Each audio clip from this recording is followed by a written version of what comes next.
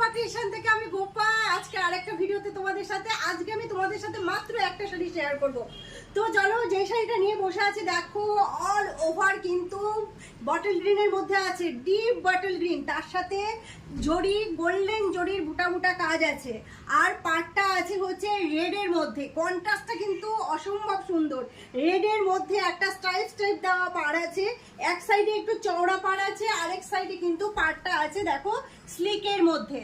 আর এর আঁচলটা যাবেও হচ্ছে রেড এর মধ্যে, ভীষণ সুন্দর একটা আঁচল, গোল্ডেন জড়ি দিয়ে কাজ করা আছে, পেটা জড়ির কাজ আছে, আর কন্ট্রাস্টে রেড এর মধ্যে যাবে ব্লাউজ পিসটা।